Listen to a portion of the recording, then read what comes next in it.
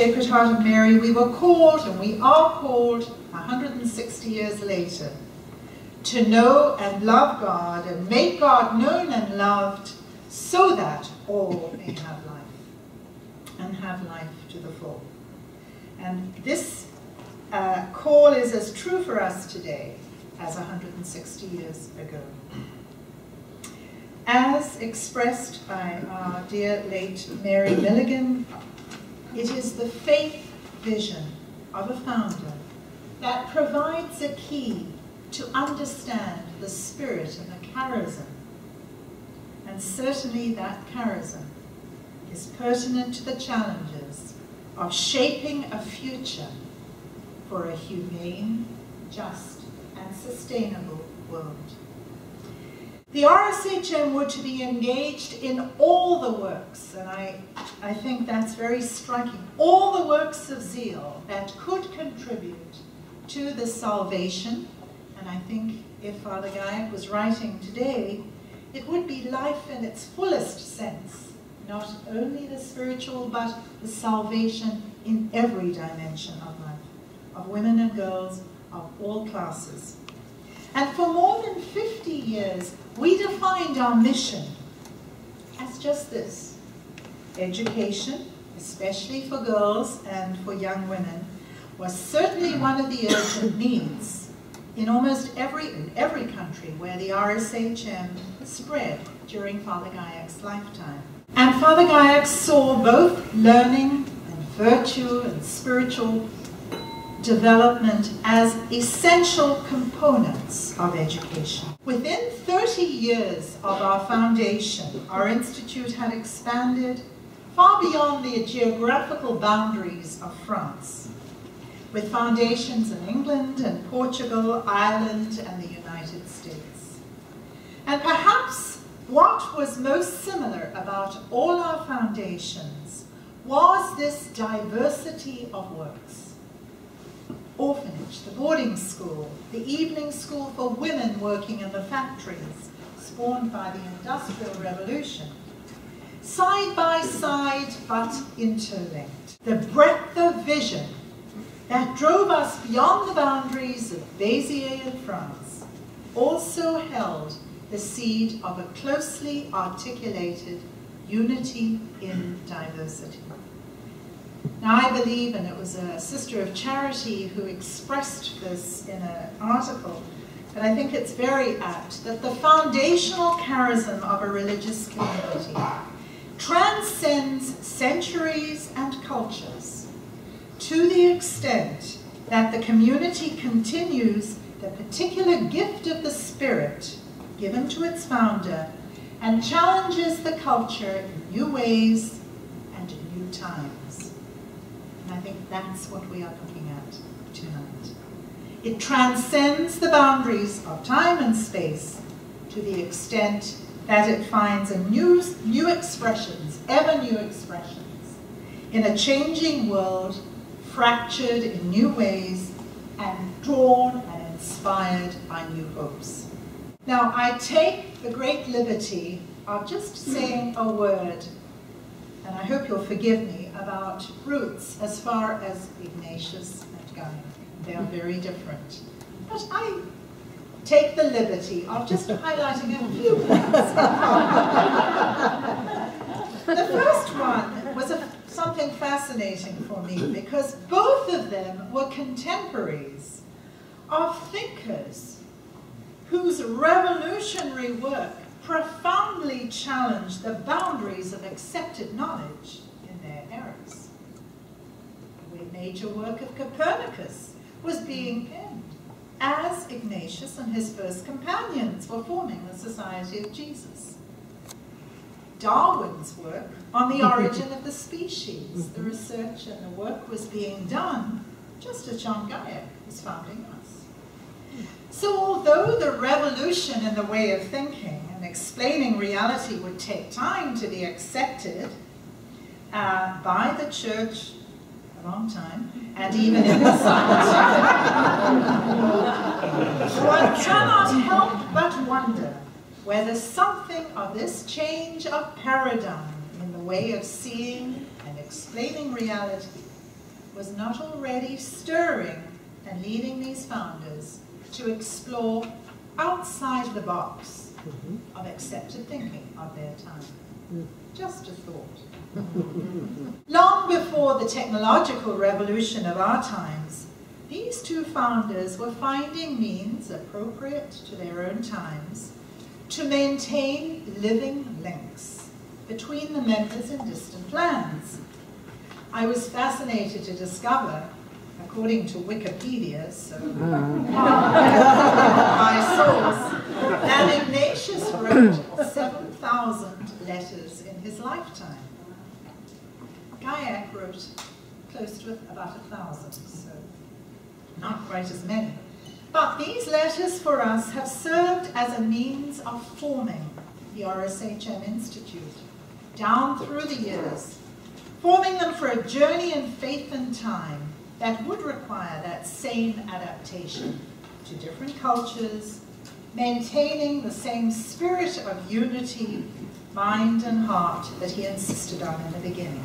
And I think it's a journey that today demands a global outreach and a single global heart. Another small link, I think, just as imagination was certainly a key quality of thought that distinguished and shaped much of Ignatius's approach to the spiritual life, so imagination stirred Jean Kayak to think beyond the accepted possibilities for responding to the needs of his time. This was evident from the early days of our foundation, and I think it has proved to be characteristic of our history that when some doors were closed for making new foundations outside of France, other ones were opened. War and religious persecution often served as the catalyst of new dreams and crises. The cross was always present in our foundations. It also became the source of new possibilities and new life.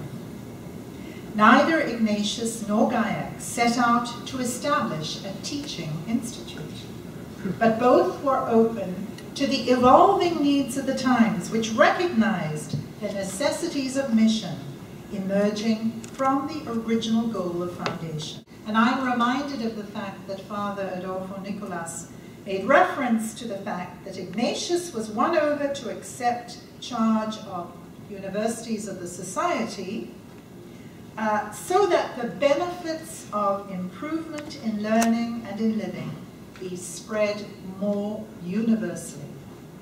The more universal good is what prompts Ignatius to accept responsibility for universities. And from our foundation, Kayak's vision was universal. This breadth of vision was to cause a certain tension some 50 years later, when the church insisted that the scope of our works was too broad. It had to be narrowed to education. But in accepting the more limited definition of what we did not narrow the who we served, all classes of society. And in the how, it was very quickly apparent that the boundaries were being pushed. So I turn now to something of our roots in terms of the Marymount educational tradition in North America. A window on 100 years ago, 1911. How was that legacy of universality concretized in the early 20th century in North America? And it was the person of Mother Joseph Butler who was instrumental in founding the Marymount educational system. And this Irish woman had already transcended many boundaries, geographical and cultural, before she founded the system of Catholic schools in North America that became known as Marymount. She had left her native island at the age of 17. And while still a novice, when she was only 19, she was sent to Portugal new language, new place, and almost immediately, at the age of 19, was in charge of teaching various subjects. She was there for nearly 24 years. And it was only after that, after this experience, more than half of her life had been spent in different language and cultural contexts, that she was missioned to North America.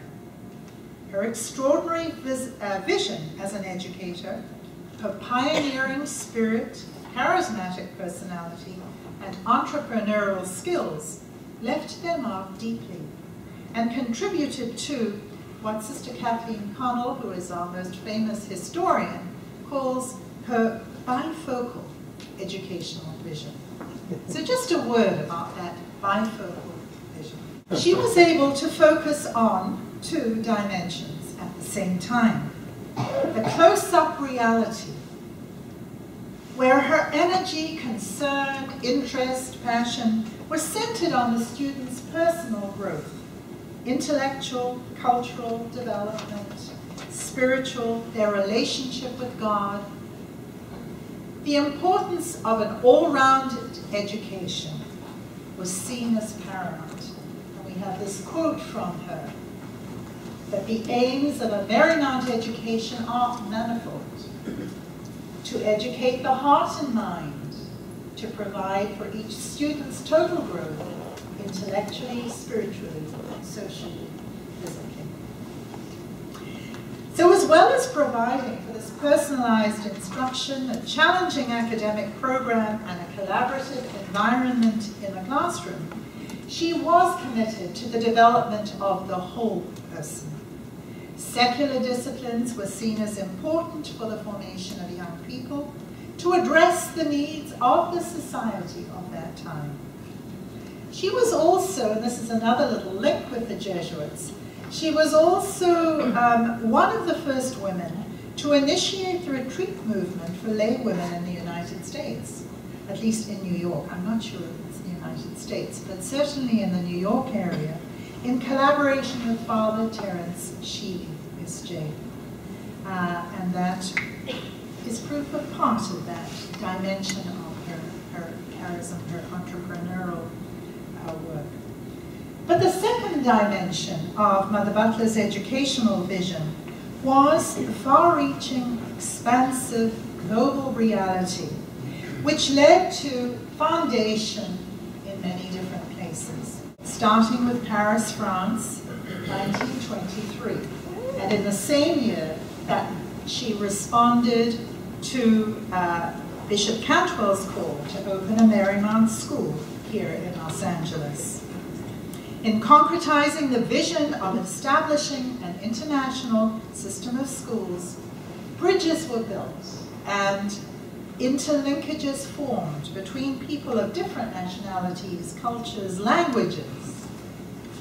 And I think it's very interesting, Sister Kathleen highlights this, that just 6 years after the end of World War I, Marymount in Tarrytown began one of the first junior year abroad programs for women on the East Coast, and already promoting the value of study in other countries and cultures.